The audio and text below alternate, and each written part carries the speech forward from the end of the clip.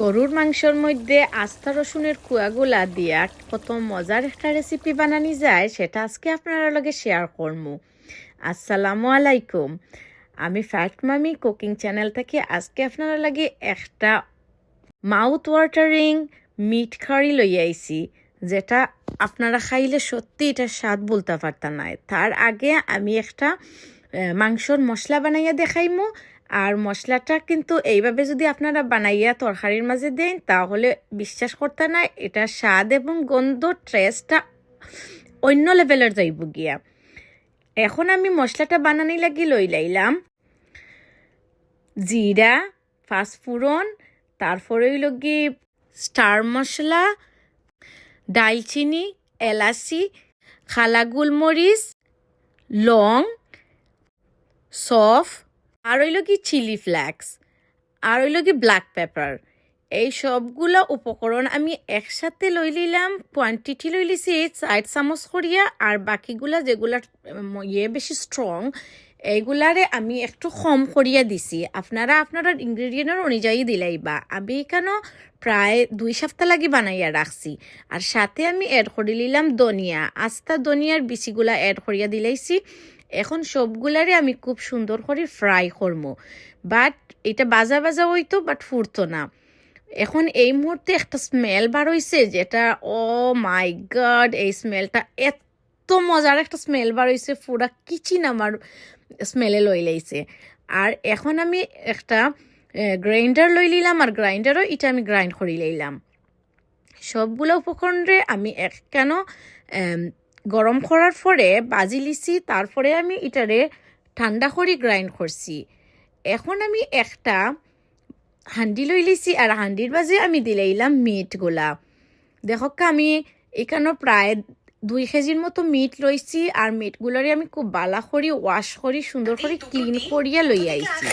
তার মধ্যে আমি অ্যাড করে দিলাইলাম ফিসা পেঁয়াজ। প্রথমেই আমি বাটা পেঁয়াজগুলা দিলাম, আর তারপরে আমি খাটা পেঁয়াজটাও অ্যাড করে নিলাম।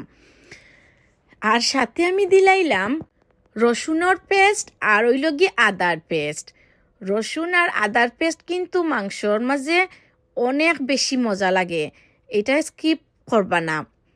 রসুন আর আদাটা মাস্ট দেওয়ার চেষ্টা করবা প্রতিটা মাংসর মাঝেই, মিট রেসিপির মাঝে। তারপরে আমি কেন অ্যাড করলাম লবণ, আর ওইল গিয়া কাশ্মীরি লাল মরিচের পাউডার, দেন হলুদ পাউডার, জিরা পাউডার, মরিচ পাউডার। আর সবগুলা দেওয়ার পরে আমার আতর বানাইল মশলাটাও আমি কেন দিলাইলাম। জিরা পাউডারটা অ্যাড না করলেও চলবো, কারণ আমরা যেটা আতর যে বানাইল মশলা যেটা করছি ওইটার মাঝেই কিন্তু সব মশলা আছে, এর লাগে অনেক কম মশলা ইউজ করছি।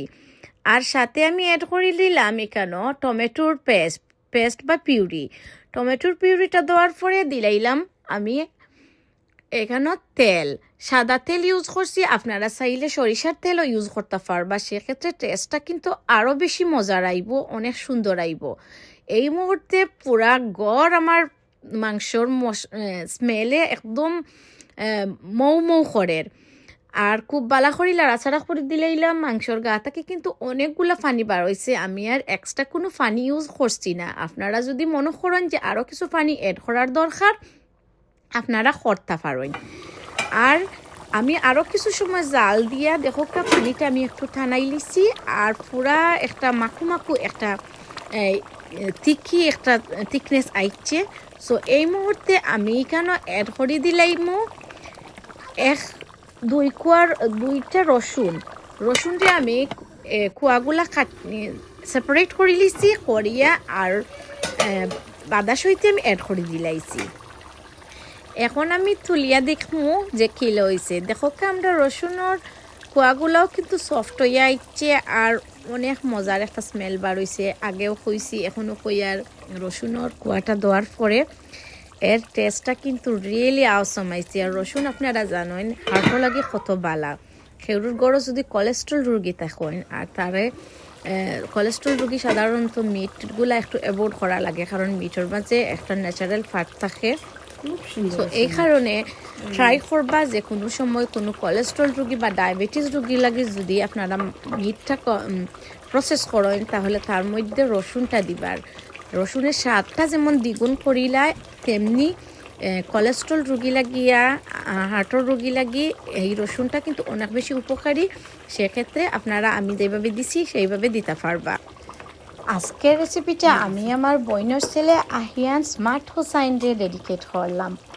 তার সবচেয়ে ফেভারিট খাবার হইল কি আমার হাতর এই গরুর মাংসর বোনাটা।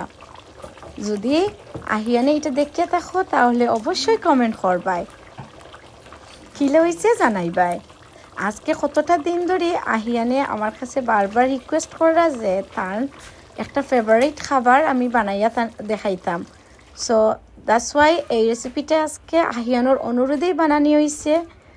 তো আহিয়ান তুমি যদি দেখতে থাকো তাহলে অবশ্যই কমেন্ট করতে ভুলবাই না। আল্লাহ হাফেজ, ভালো থাকো।